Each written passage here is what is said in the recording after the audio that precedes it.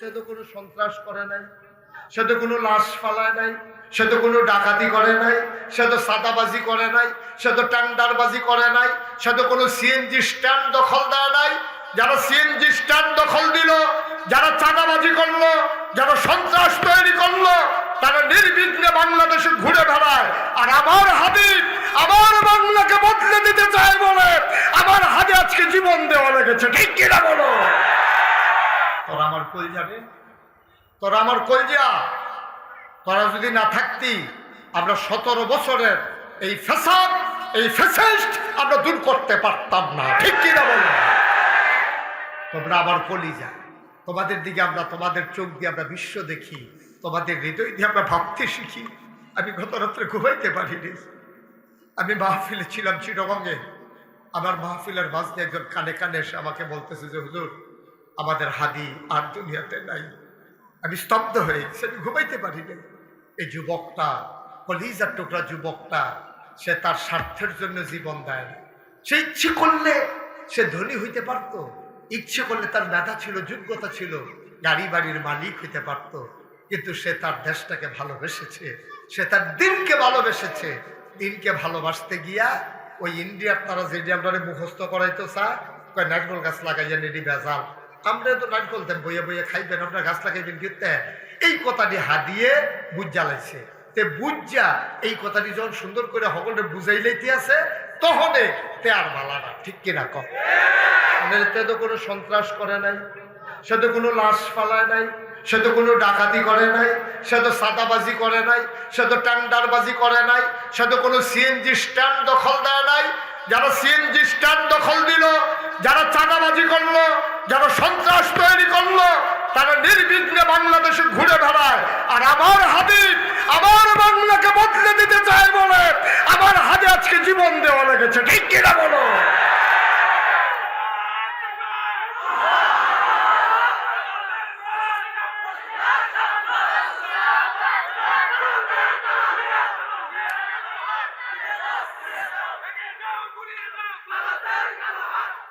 সম্মানিত উপস্থিতি, সজাগ হতে হবে, সচেতন হতে হবে, এই শত্রু চিনতে হবে, বন্ধু চিনতে হবে। আমরা বলেছিলাম সব বদলানো যায়, লগের ঘর বদলানো যায় না। আমার স্বাস্থ্য ভাই, আমার আপন ভাই, আমি কি ইচ্ছা করলে তারে ভাই ভিটা ছাড়া করতাম পারা? তা তো আমার ভাই। আমরা তো ইন্ডিয়ার তারারে ভাই মনে করছিলাম যে আপনারা ভাই, আপনারা বড় ভাইয়ে, যেহেতু আপনারা বড় দেশ, আপনারা বড় ভাই, আপনারা আমরা মিলজিল করে থাহাম। ভাইও আপনার টানি খেতাম না, আপনি আমারটা খাইয়েন না, আমরা মিলজিল করে থাহাম। ওমা আমরা যতই মিল করতাম চাই, সকালবেলা উঠি, সকালবেলা ঘুম থেকে উঠি, পত্রিকায় খুলে দেখি আমরা তাদেরকে ভাই বলে সম্মান দিলাম, আর আমার ফেলানির লাশ তারা কাঁটাতারের ভিতরে ঝুলিয়ে রেখেছে। ঠিক কিনা বলো? আমি ভাই মনে করলে লাভ হইব কিনা? হ্যাঁ, বরাবরে ভাই মনে করি কিনা, এটা হইলো দেখার বিষয়। ওই যে এক গ্রামে যে আরেক বেড়া বিয়া লইয়া গেছে, হ্যাঁ তারা ফুরার আত্মীয় আছে, মনে করেন জমাদার ভাই আমার আত্মীয়, এই সালাউদ্দিনের তেমনি আমার আত্মীয়। তো এই গ্রামে যদি আমার ফুতের লেগে বিয়া যায়, তা আমি সালাউদ্দিনের জিজ্ঞেস, সালাউদ্দিন তোর ভাইয়ের লিগে একটা বিয়া গেছে, তারা মানুষ কির? সালাউদ্দিন আইজি যাবে কার কথা জিগা? আমি যে তোমরা গ্রামের হেই বাড়িটা, তারাও আমরা মানুষ কয় না, আমরাও তারা মানুষ করি না। মানে কি মানুষ বাবা, এটা বুঝনের বাহি নাই। ওখানে আমরা যে তারা মানুষ মানুষ কই, আমরা যে তারা আনসার দিয়া ধরতাম চাই ভাই ভাই কই, না হইলে হোক আমার এই ফিটা দিয়া হ্যাঁ যখন গিয়ে চাষার ঘরে ঢুকিয়া জাগা পায়, এই চাষায় কি আমার বন্ধু না শত্রু? আমার এই ফিডিনটা মানে তোমার এখনো জায়গা পায় কেমনে? আমার দেশে যারা আজকে খুন করে তারা দূর দিয়ে বুঝছো তো ইন্ডিয়াকে ঢুকেলায়, আমার দেশে যারা অন্যায় করে দূর থেকে ইন্ডিয়া ঢুকেলায়, আর হ্যাঁ তারা ওকে আদর করে যত্ন করে রাহে। আমরা ওকে ব্যাহতার, আমরা কি এত ব্যাহতার? আমরা বুঝি না আর কি, আমরা কি ওকে এত বুঝি না? আপনাদের দূর বুঝার মতো ক্ষমতা আছে।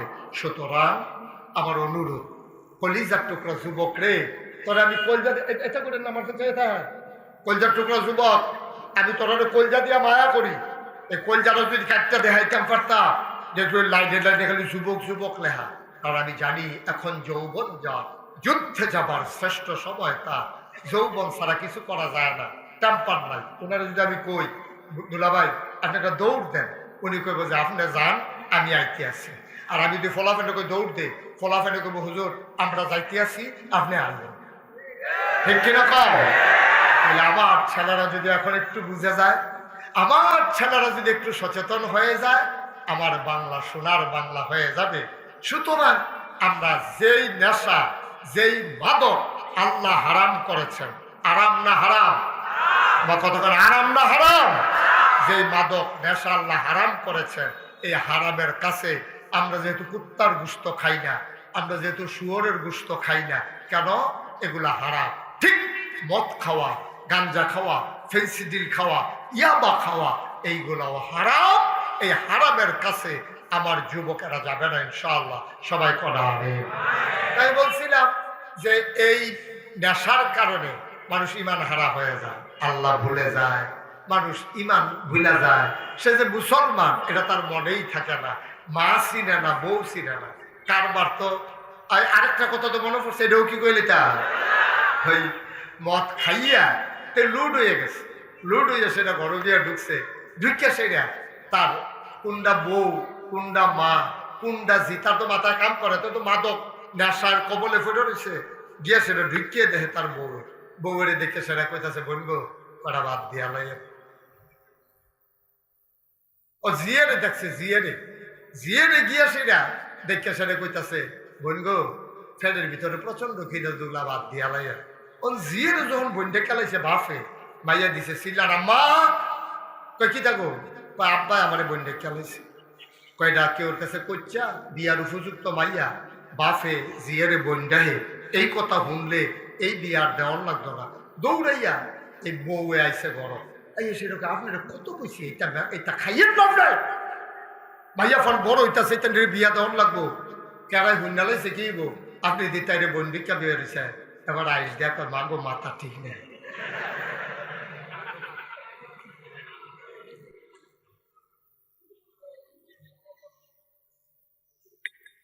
আব্বা কদ্দুর চিন্তা করতেন না? ও কলজার টুকরা যুবক, কদ্দুর চিন্তা করতি না? আমরা জীবনটা কি এরকম রে? আমরা কি জীবনটার হিসাবটা মিলাইছি কেমনে? এই যে আমি মুস্তাক ফইজ শুরু আসলাম, আস্তে আস্তে বড় হয়েছি, লেখাপড়া করছি, বিয়া শাদী হয়েছে, বাচ্চা কাচ্চা হয়েছে, আমার বাচ্চাটারা আবার বিয়া করার নানাত করইব, এখান লয়ে রইল বইয়া খেলা, তারপরে আমি একদিন মরে গিয়া আবার এখান দাদা হইব। এই হইল আপনার জীবন না, এটার নাম জীবন। অনওয়াবগঞ্জের মুসলমান কলিজার টুকরা যুবক, মাগরিবের পরে মাহফিলকে তোমরা সার্থক সুন্দর করে দিয়েছ, মাহফিলকে তোমরা জনসমুদ্রে পরিণত করে দিয়েছ। এত মানুষ লাগে না সমাজ বদলাইতে? ১৫০০ বছর আগে আমার নবীজি ৩১৩ জন সাহাবা নিয়া বদরের প্রান্তরে ১০০০ প্রশিক্ষিত সৈনিককে পরাদুষ্ট করে পরাজয় দিয়ে যদি তারা ইসলামের লাল সূর্যটাকে ছিনিয়ে আনলো, কলেমা খচিত পতাকা পথ পথ করে উড়িয়ে দিল, তাইলে আমাদের দ্বারাও সম্ভব। এত মানুষ লাগে না আব্বা। আজকে সবাই মিলে কলিজার টুকরা যুবকেরা শপথ নাও, যেদিন গেছে একেবারেই গেছে, হেলায় হেলায় একটা সেকেন্ড সময় আমরা আর নষ্ট করতে চাই না। সবাই মিলে সুন্দরভাবে এই সমাজটারে আগাই নিতে চাই। এই সমাজ হবে সোনার সমাজ, ঠিক কিনা? এখন সমস্যা হলো যারা মাদকের নেশায় পড়ে গেল, যারা মাদকাসক্ত হয়ে গেল, তারা কি শেষ হয়ে যাবে না ফিরে আসবে? এই ব্যাপারে আমি একটু পড়তেছিলাম, পরে পাইলাম নেশা দুই ধরনের হয়। একটা হলো গভীর নেশা, আরেকটা হলো হালকা নেশা। একেবারে খুব গভীর, আপনি তাকে রিহ্যাব সেন্টারে নিয়ে যেতে হবে। তাকে যেখানে আপনার ছেলে যদি এমন হয় যে সে মাদকের সাথে এমনভাবে জড়াই গেছে, সে ফেন্সিডিল ছাড়া থাকতে পারে না, নিজের শরীরের গুস্ত নিজে টাইনা ছিঁড়া ফেলায়, নিজের চুল নিজে টাইনা ছিঁড়া ফেলায়, তার অবশ্যই চিকিৎসা করতে হবে। আর যদি এমন না হয়, তাকে দিনই পরিবেশে তাকে বড় করতে হবে। মনে করেন দিনই পরিবেশ মানে কি? আপনার ছেলেটা নেশা করে, কোন একজন বড় আলেম, আপনি তার কাছে বলবেন যে হুজুর আমার ছেলেটা তো নেশা করে, তার মা কয়টা টেহা জমাইছে মুরসাল বেচ্চা ডাক্তার দেখানোর লেগিয়া, গ্যাস্ট্রিকের তা আলসার হয়ে গেছে, তে হেইটে চুরি করিয়া কোন বাইক বিলে এই গাঞ্জা বেছে, কোন বাইক বিলে এই ফেন্সি ডিল বেছে, তে হ্যাঁ লগিয়া বইয়া থাকে হেই বাইক। হুজুর আপনি কিন্তু তারে লগে লগে রাখিয়া তারে যদি কোনো বড় আলেম তাকে রাখতে রাজি হয়, তাইলে সে যদি বদলাইতে রাজি হয় যে হ্যাঁ আমি বদলাই যেতে চাই, তাহলে সম্ভব। তারে ভালো সঙ্গ দিলে, ভালো পরামর্শ দিলে সে বদলে যেতে পারে। এই ক্ষেত্রে সবচেয়ে বড় দায়িত্ব হলো মা, বাবা, ভাই, বোন, এই চারজন কোনো মাদকাসক্ত ছেলেকে নার্সিং করতে হবে। 24টা ঘন্টা তাকে আপনার নজরে নজরে রাখতে হবে। সে কই যায়, কার সাথে মিশে, মাগরিবের টাইম হইলেতে ঘরতে বাড়ি যে যায় একেবারে ফেয়ার অ্যান্ড লাভলি দিয়া জিন্সের প্যান্ট ফিন দেয়া সাজ্জা সুজাতে বার হয়। যখন দেখবেন যে রাতে 3টার সময় পর্যন্ত ঘুমায় না, তা আমিও তো 3টা পর্যন্ত ঘুমাই না, আর যত ঘুমাইছি সকাল 5:30। এটা আমার মতো তে যদি ওয়াশ কইরাইয়া না ঘুমায় তততে আরো ভালো না। আবার হুদুদি তেই বইয়া থাকে, তে আডে, তে উডে, তে মোবাইল চালায়, রাতের 3টা বাজে, আপনার ঘুম শেষ, আপনি ঘুমের তো উঠছেন নামাজ পড়তে, উঠটা দেখেন তে ওখানে ঘুমাইছে না, বুঝবেন যে কুসকুস কালা হয়। নমুনা খারাপ, নমুনাটা বেশি সুবিধার না। এই জন্য উঠতি বয়সের বাচ্চাদেরকে, ছেলে হোক মেয়ে হোক, কয়েকটা কথা বলি, খুব মন দিয়ে শুনে। 1 নম্বরে আলাদা রুমে থাকতে দেওয়া যাবে না। আলাদা কোনো রুমে থাকতে দেওয়া যাবে না। 1 নম্বর কাজ হলো আপনি আলাদা কোনো রুমে থাকতে দেবেন না। যদি হ্যাঁ বাচ্চাটা আপনার ছেলে 15-16 বছর বয়স, তারে যদি আলাদা রুম দেন, কিন্তু দরজা বন্ধ করে সে ঘুমাইতে পারবে না। সে ঘুমাইতে হবে দরজা খুইলা। কথা কি বুঝতেছেন আমার? যে আমাদের মাঝে বাংলাদেশ জামাত ইসলামী কর্তৃক মনোনীত এই দেবিদ্বারে যিনি সংসদ সদস্য প্রার্থী সামনে আমাদের সাইফুল ইসলাম শহীদ ভাই, তিনি আমাদের মাঝে এসে হাজির হয়েছেন। বলেন আলহামদুলিল্লাহ। তুমি আপনাদের কাছে একটু দোয়া নেবে, আমি সুযোগ করে দেবো ইনশাআল্লাহ। আমরা এই বাচ্চা এই বসো, ওমা কি ধরে বুঝছে না। হ্যাঁ মোবাইলটা বন্ধ কর, লাইটটা বন্ধ করো। ওই যে কথাটা কইতাম ইসলাম, আপনার বয়স, আপনার ছেলের বয়স 15-16 বছর, তাই যদি আলাদা রুমে হুত্তো চায় তো ঘুমাও, কিন্তু সাবধান, রাতের বেলা দরজা বন্ধ করে ঘুমাইতে পারবে না। এটা আপনি দেবেন না, নট অ্যালাউড। রাতের বেলা 15-16 বছরের ছেলে যারা অথবা মেয়ে, তাদেরকে দরজা বন্ধ করে ঘুমাইতে দেওয়া যাবে না। সে দরজা খুলে ঘুমাবে। পাশের রুমে তার আব্বা আছে, যে কোনো সময় তার রুমে ঢুকবো, ফুটোর রুমে বাফে ঢুকবো, তো দরজা বন্ধ করে ঘুমাইতো কেন? তইলে তে যেহেতু দরজা বন্ধ করে, তইলে বুঝা গেল তার কোনো না কোনো একটা মতলব আছে। নাহলে তো দরজা বন্ধ করে নিচে আছে, ঘর তো একটাই, মেন দরজা তো আমরা বন্ধ করে আলো, তুই ভিতরটা আবার বন্ধ করে স্কৃতি তুই। এটা করতে দেওয়া যাবে না, ছেলে হোক মেয়ে হোক, বন্ধ করতে দেওয়া যাবে না। 2 নম্বরে মাদক থেকে যদি এই সমাজকে ফিরিয়ে আনতে হয়, 2 নম্বরে যেই কাজ, এই কাজটা হলো একাকী সন্ধ্যার পরে অথবা দিনে একা একা দীর্ঘ সময় আপনার বাচ্চাকে ঘরের বাইরে রাখা যাবে না।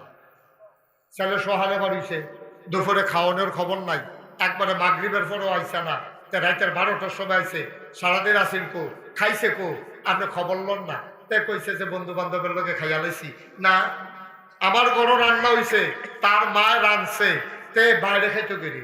এই জিনিসগুলো আপনারা যখন খামখেয়ালি করবেন, তখনই বুঝবেন যে সমস্যা, নিদারুণ সমস্যা শুরু হয়ে গেছে। 1 নম্বরে আলাদা রুমে থাকতে দেওয়া যাবে না। 2 নম্বরে দীর্ঘ সময় আব্বা আম্মার কাছ থেকে 15-16 বছর বয়সের বাচ্চাদেরকে, যে টিন বয়সটা, টিনেজ কয় যে টিনেজ কয় যে টিন বয়স, 3 কয় থেকে শুরু হয়? 13 থেকে। 12-এর পরে হলো 13, 14, 15, 16, 17, 18, 19, তারপরে কি 20। এই যে 13 থেকে 19, এই বয়সটা হলো সবচেয়ে ডেঞ্জার। এই টিন লাস্টে দিয়া যে দিবিতে টিন আছে ইংরেজিতে 13, 12-এর ভিতরে কি টিন আছে? খাবারটা চাই আমি সকাল লাগাইতাম, ভালো ভালো আছে টিন। 12-এর ভিতরে টিন আছে রে, টিন আছে 13-এর ভিতরে, 13-এর ভিতরে টিন আছে, 19-এর ভিতরে টিন আছে, 20-এর ভিতরে আবার টিন নেই। A teenage was a teenage boy, teenage a girl মানে কি ওই 13 থেকে 19 এই বয়সটারে কয় টিন এজ। এই টিন এজ যেটা, এই বয়সের বাচ্চারা ডেঞ্জারাস হয়, কারণ তখন তাদের ভালো মন্দ বোঝার ক্ষমতা থাকে না, তারা ভালো বুঝে না, মন্দ বুঝে না। এই জন্য তাদেরকে সময় দিতে হবে, তাদেরকে বন্ধু বানাই ফেলতে হবে। আপনি মা, মহিলারা যারা আমার কথা শুনতেছেন, আপনি মা, আপনি আপনার মেয়েকে বান্ধবী বানাবেন। মেয়েটা যেন স্কুল থেকে আইসা বলে, আম্মা আজকে যে আমি স্কুলে গেছিলাম, একটা ফলা আমার একটা সিডি দিতে কইছিল যে তুমি এটা ফইরো, আমি আনছি না। তাহলে মাই কি করতে পারবো, বুঝাই কত জিগো এটি খুব খারাপ, এটা করে তোর বাহের বদনাম হইব, তোর বাহে মসজিদ কমিটির সভাপতি এতে সিডি দিব, দিয়া সেটা তাইতে কইব আইটা, আমি তার কাছে সিডি দিছি, তাই আমার সিডি গ্রহণ করছে, এরপরে বিয়ার প্রস্তাব আইব, এরপরে কইব তোর লগে সম্পর্ক আছে। তো আম্মা আমি তো দেখতামও পারি না, হ্যাপলাই কোথায় কাম হইতো না।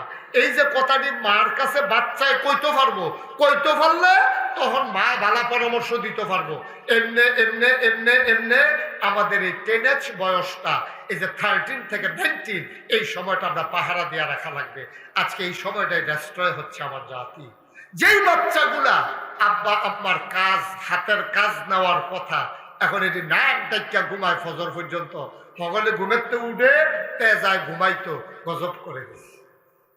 ওই পরিকল্পিতভাবে আমার 3 পার্শ্বে ভারত থাকার কারণে সমস্ত মাদক বর্মা রুটে এবং ইন্ডিয়ান বিভিন্ন রুটে আমার বাংলাদেশে ঢুকতেছে।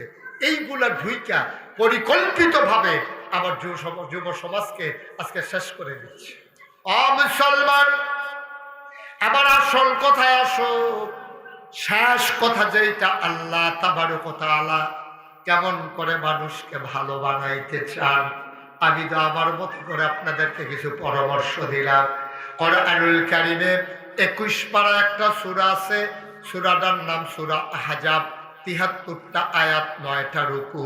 আল্লাহ কয়, ইয়া আইয়ুহান নবী, হে নবী, তাত্তাকিল্লাহ, আপনি ভয় পাবেন শুধুমাত্র, কেবলমাত্র, একমাত্র আমার আল্লাহকে।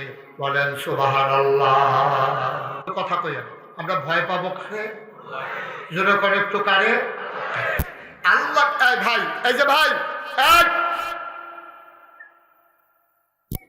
এদিকে তাকাই থাকেন, আমিন কর।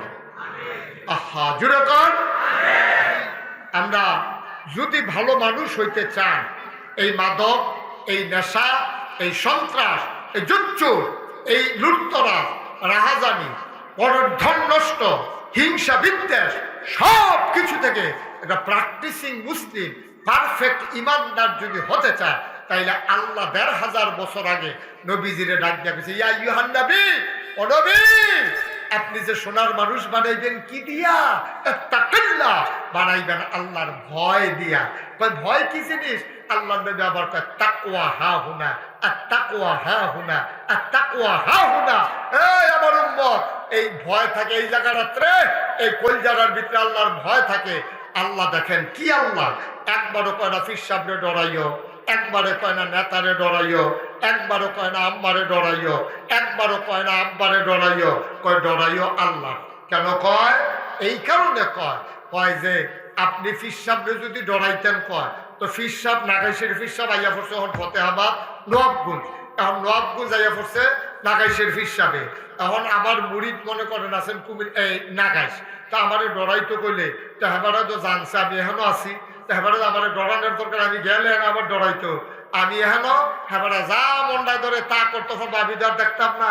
আপনি গেছেন ঢাকা, মায়ের হইছে ফতেহাবাদ, কুটনা, নবাবগঞ্জ, এখন আপনার আল্লাহ কইছে তোমার মারে ডরাইও। ডরাইয়া লাভ কি? আপনি তো ঢাকা, মাই হইলো বাইক, তো মায় তো আর দেখে না, কইছে নেতারে ডরাইও। নেতাই রয়েছে ঢাকা, কর্মী রয়েছে কুমিল্লা, তো ডরাইয়া লাভ হইব কি? এর লেগে আল্লাহ কয়, না না না না না না, পিসাব না, লাটসাপ না, নেতা না, মন্ত্রী না, এমপি না, কাউরে না ডরাইবা, কেবলমাত্র, শুধুমাত্র, একমাত্র আল্লাহরে। কারণ তুমি নিকষ কালো অন্ধকার রাতে, গভীর রাতে তুমি যদি লুকাইয়া লুকাইয়া একটা গুনাহ করো, কেউ দেখুক আর না দেখুক, আমার আল্লাহ দেখার বাকি থাকে না, ঠিক কিনা? মাহফিল হইলে এখন তুমি চাইয়া রইছো, হ্যাঁ তো ঘুরবা আমিন ক ভাইও, তাইলে আপনি সোনার মানুষ হন, সোনার মানুষ হয়ে যাবে। আপনি তো আল্লাহরে ডরান। এইরকম ডর কারা ডরাইছে? হযরত উমর তিনি যখন ক্ষমতায় আরোহণ করলেন, তিনি বললেন আমার দেশে এমনি তো মাদক হারাম, আর যদি ধরতাম পারি টের পাইতাম। উমরের মতো মানুষ যারে পর্যন্ত শোনান, উমরের মতো মানুষ, যেই মানুষটা এখন আমরা দেশের সুট্টা সুট্টা ভাত খাইতো না লইলে কিতা করে, এই যে মনে করেন জালালের বাচ্চা ভাত খায় না, তো জালালের বউয়ে ডর দেখায়, এই বাগাইয়ে বাগাইয়ে ইন্দুরাইয়ে ইন্দুরাইয়ে নানান তার কইয়া কইয়া ডর দেখা না। আর মদিনার মানুষগুলা বাচ্চারা যখন দুষ্টামি করতো না খাইতো, তখন তাদেরকে ভয় দেখা যায়, উমরাইয়ে উমরাইয়ে সুবহানাল্লাহ কইতেন না? আপনি আবার বুঝছেন উমরের উজর। নবীজি ডাক ডাক উমর রে, ওমর তোর তো দুনিয়ার মানুষে ডরায়, শয়তানও যদি দেখে যে উমরে আইতে আছে, উমর এই রাস্তা ফালাইয়া আরেক রাস্তা দিয়া জায়গা। সুবহানাল্লাহ কইতেন না?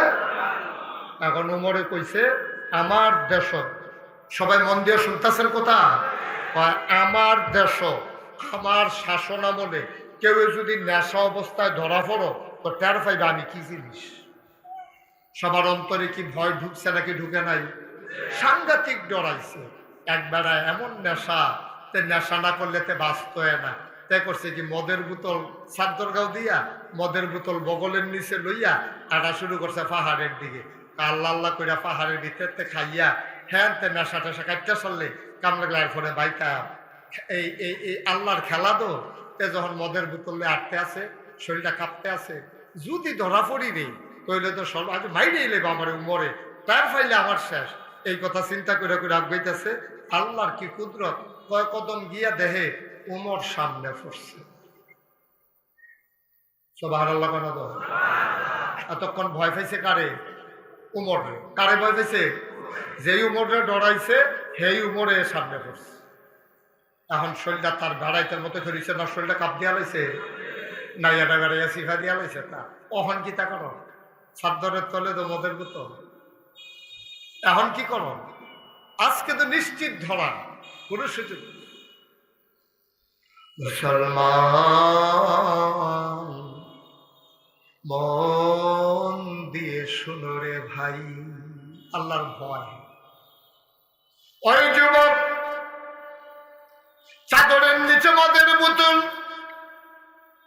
ভয় কম্পমান, কলিজা শুকাই গেছে, ভিতরে পানি নাই। ওমর চলে আসতেছে সামনে। এখন তো আজকে উপায় নাই, ধরা পড়েই যাব। আমার বোধহয় আর বাঁচার উপায় নাই, আমি আজকে মারাই যাব, মারাই খাবো। যুবকটা মনে মনে এত ভয় পাইলেন, মনের অজান্তে চোখ বেবে টপ টপ করে পানি পড়তেছে।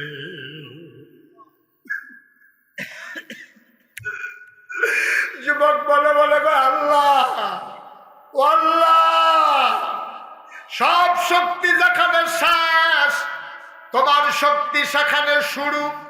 আমি খালেস অন্তরে বিশ্বাস করো, আমি তোমার সাক্ষী রাইখা ওয়াদা করতেছি, তুমি যদি আমার আজকে বাঁচাই দাও, তুমি তো পারো।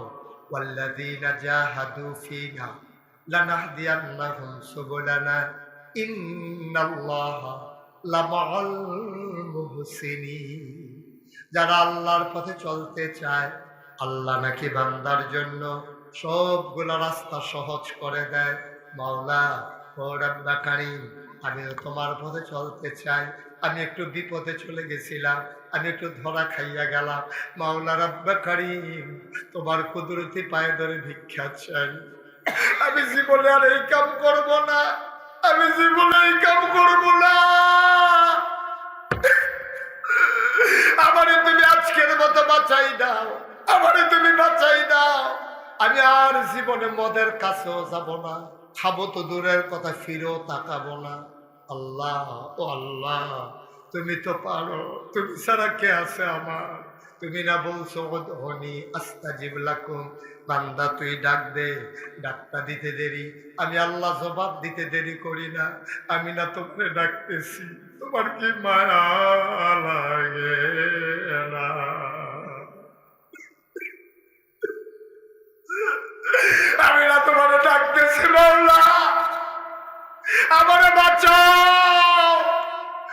সামনে পড়ে গেছে। উমরের হাত থেকে বাঁচার কোনো উপায় নাই। গাল বেয়ে টপ টপ করে পানি পড়ে। আল্লাহ পারে নাকি পারে না? বাঁচাইতে আল্লাহর যদি মন চায় পারে নাকি পারে না? কান্নাটা আল্লাহর কাছে এত পছন্দ হয়েছে, আল্লাহ এত পছন্দ করলেন, চোখের পানি তার টপ টপ করে পড়তেছে। আল্লাহ তার মনের ভিতরে একটা বুদ্ধি দিয়া দিলেন। আবার উমরের সামনে চলে আসছেন। উমর ডাক ডাক, এই অবেলায় পাহাড়ের দিকে একা একা কেন হাঁটতেছ? চাদর কেন গায়ে দিয়া রাখছো? সুবহানাল্লাহ বলুন না। আবার লোকটা কয়, এমনি একটু আসছিলাম, চাদর খুলো। দেখি চাদর খুলো, চাদরের নিচে কি? আবার যুবকটা ডাক দেয়া কয়, ইয়া আমিরাল মুমিনিন, ইয়া খলিফাতুল মুসলিমিন, ওমর, চাদরের ভিতরে একটা বোতল আছে, বোতলের ভিতরে একটু দুধ আছে, আমি একটু দুধ নিয়ে যাচ্ছিলাম। কয় দেখি খুলো চাদর। চাদর খোলা হলো, দেখি বোতল। ওমর বোতল নিয়ে নিলেন, নাকের কাছে নিয়ে তিনি টের পাইলেন মদের কোনো গন্ধ নাই। তিনি বুঝে নিলেন দুধ।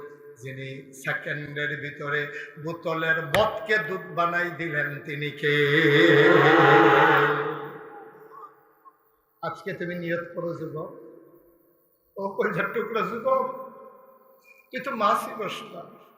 তোর মা তোর জন্য কিটা করছে? মানুষের বাড়ি কাম করছে রে। তোর আব্বা ছোটবেলা মারা গেছে, তোর মা মানুষের বাড়ি কাম করিয়া টেহা জমাইয়া তোরা সরাইছে।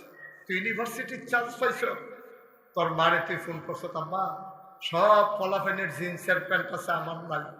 মাইকে টেনশন করিস না ফুট, এর দূর পর্যন্ত যখন নিতাম করছি বাহিরেও পারা যে বেদ কাম করে তারা গিয়া কইছে, আমার ফুতে তো মাসাল্লাহ ইউনিভার্সিটি পরে জিন্সের একটা প্যান্ট লাগবে, ২৫০০ টেহা দিলে লাগে। টেনশন করে না, তুই জিন্সের টেহার কথার নাম কুইয়া ২৫০০ টেহা নিয়া তুই ঢাকা ইউনিভার্সিটির বিভিন্ন গোপন জায়গায় বৈশা বৈশা ঢাকা শহরের বিভিন্ন অলিতে গলিতে তুই মাদক খাস। তুই মায়ের কথা ভুলে গেছস, তোর মায় কাম কইরা টেহা পাঠায় আর তুই গিয়া নেশা করস। আব্বা একদিন বুঝবি যে এই দিন তুই বাপ হইবি। এখন তো তুই বাপ হস নাই, তো এখন যেদিন বাপ হয়ে যাবে ওই দিন বুঝবি। আমরা সবাই মিলে ইচ্ছে করলে আমার সমাজটাকে বদলে দিতে পারি।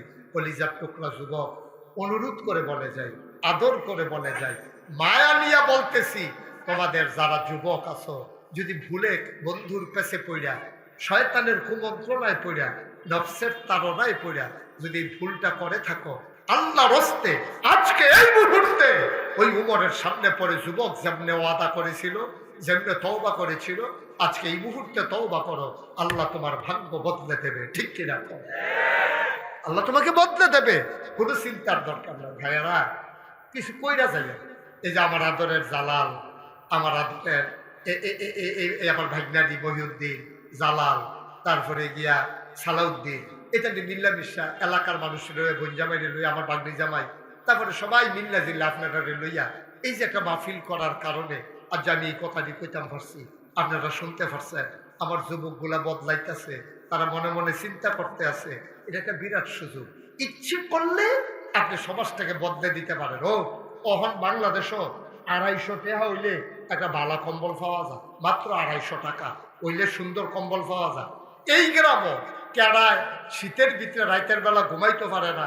আমার জালালে, আমার সালাউদ্দিনে, আরো ফলাফেন্ডিনে লইয়া সবাই ইমাম সামনে লইয়া একটা তালিকা করুক, দেখবেন ২০ জন মানুষও পাইতো না যেই মানুষটি একটা কম্বলের লিগা ঘুমাইতে পারে না। এই ২০টা বেডি অসহায়, জামাই নাই, বাচ্চা কাচ্চা নাই, সৈয়াতুল্লা খাস জায়গার ভিতরে, স্কুলের মাঠও বুড়া বেডি থরথর করে কাফে, ঘুমাইতে পারে না এই শীতের ভিতরে। আমরা যদি ফলাফাইনি মিললা কিছু সান্দামন্দা তুললা ২০টা কম্বল কিনা রাইতের ১২টার সময় ফাহারা দিয়া গিয়াসের যদি ২০টা বেডি তার ঘর, ২০টা বেড়ার ঘর, যদি ২০টা কম্বল দিয়াইতাম পারতাম, জান্নাতের লেগিয়া বছরে বছরে মক্কা মদিনা যাওয়ার লাগতো না, জান্নাতে তোমারে বিচারবো। ঠিক কিনা কম? সহজ। আমার এই যুবকেরা যারা আজকে মাহফিল সাজাইল, তারা ইচ্ছে করলে অসহায় মানুষের চিকিৎসার ব্যবস্থা করতে পারে। ইচ্ছে করলে যেই ছেলেরা লেখাপড়া করে না তাদের লেখাপড়ার ব্যবস্থা করে দিতে পারে। আমি তো খেয়াল করে দেখছি, শুরু করলে হয়তো আপনি শুরু করেন, দেখবেন আল্লাহ ঢাইলে দেবে, নিয়ে কুলাইতে পারবেন না। আমি মুস্তাক ফয়েজি, আমি কোনো এত ধনী মানুষ না, এত বড় হুজুরও না, আমি বক্তাও এত বড় না, তো বলে হুজুর আমরা দিয়ে আপনার ওয়াজ শুনতাম আই, তো বড় না হইলে এতদিন আইসি কিতা, আমরা বড়র দরকার কি, আমরার ভিতরে একটা মহব্বত আছে। আমি মুস্তাক ফয়েজি আইলে আপনার যে হগলে দৌড়াই আইয়া পড়ে, এটা হলো খাতির, এটা হলো একটা টান, এটা হলো একটা ভালোবাসা। আমি খুব তাল গাছ একটা লাট সাপ এর লাগিয়া না, ঠিক কিনা কম। এই আন্তরিক মহব্বতে আমরা চেষ্টা করলে অনেক কিছু বদলে ফেলতে পারি। কারণ আপনারা যে আমার চিনেন, আমার যে মানুষের চিনে, কবে বিলে আমি জানান, কবে বিলে আমি কিতা কইছিলাম একবার এই মাহফিল, সেইটা আমার আরো তখন বুর্খা গাও দৌড়ের বাহির হয়েছে যে একটা বিপদে আছে। গত বছর শহীদ ভাই হজ গেছি, মেসফালা আমি দাঁড়াই রয়েছি, এমন টাইমে সৌদি আরবের শুধু বাচ্চা তার আব্বারে টাইম না আমার কাছে না খেলা করাইছে। আমি তো কই হয়েছে কারণ আজ খাইছি ডরা, আজ যে কি বিপদ রে আল্লাহ জানে। এটা কাছে না সেটা তার আব্বা আমারে দেখাই আঙ্গুল দিয়া কয়, মুরব্বী মুরব্বী।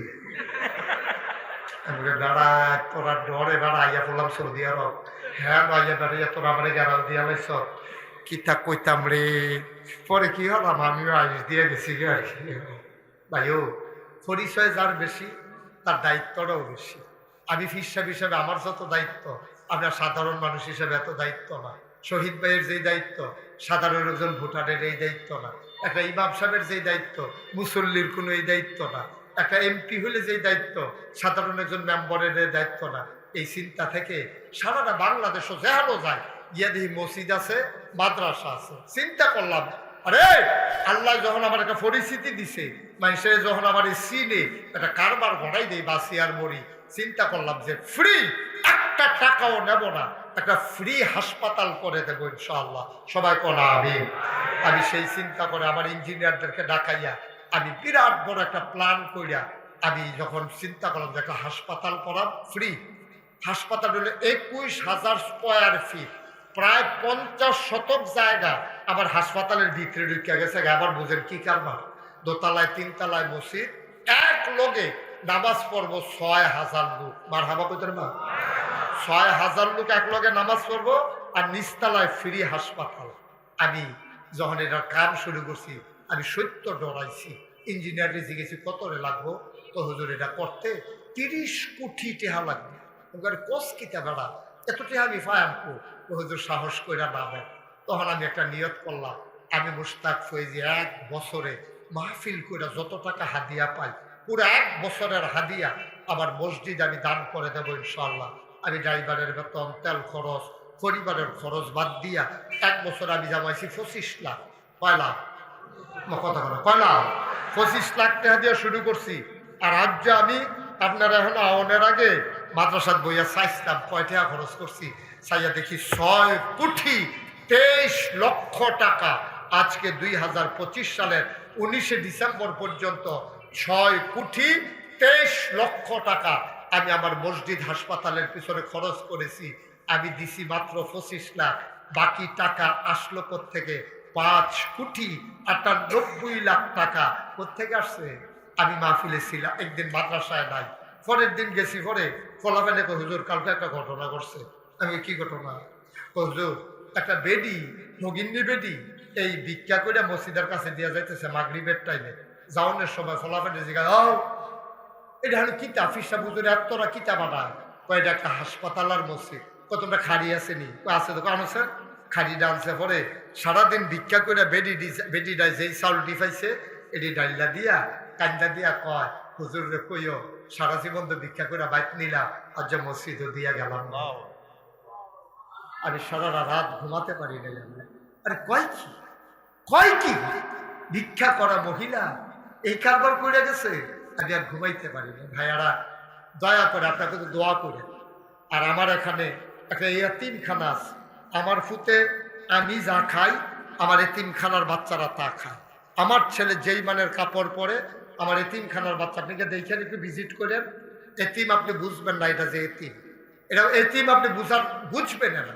আপনাদের এলাকায় কোনো যদি এতিম বাচ্চা থাকে দয়া করে আমার এখানে পাঠাই দেবেন।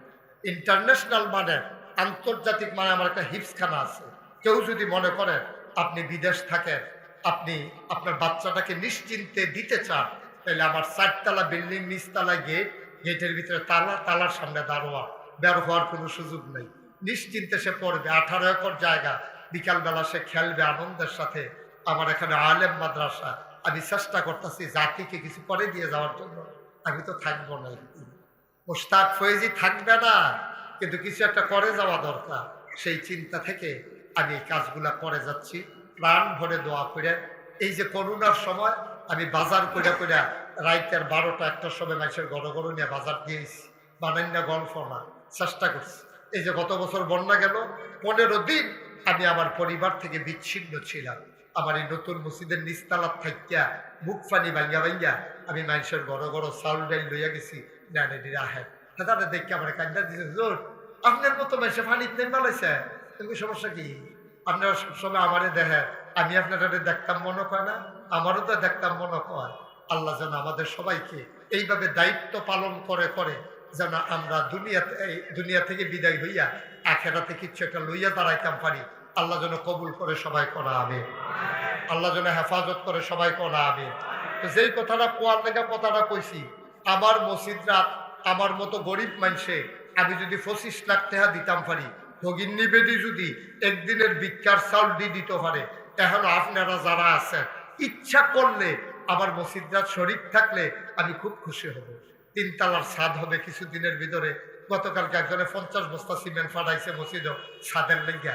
যদি মনে করেন যে হুজুর আমি 2টা টাকা দিয়া আপনার মসজিদরা কিন্তু শরীক থাকতাম, চাই উঠতেন না। আমি কয় ছেলে আই এই জ্যাকেট বেশি আদর ফাইয়া লইছ, ওই যে কইছে যে আদর করি, মনে করছে দমক দিতাম না। আমি যে দমক ফারি, তুই এই খবর জানোচ্ছ? তুই মারহাবা কর। একটা লোক দয়া করে উঠতেন না। হ্যাঁ, আমার মসজিদরা আমার একটা আবদার, 2টা টাকা হইলেও দিব। এখানে যারা আছে না করে শুধু বাচ্চারা বুট খাইতে আনছ, হ্যাঁ তো 2 টাকা দিবা। তো কইতাম পারা যে আমি মসজিদে 2 টাকা দিয়া শরীর হয়েছি, অন্য কিচ্ছু না।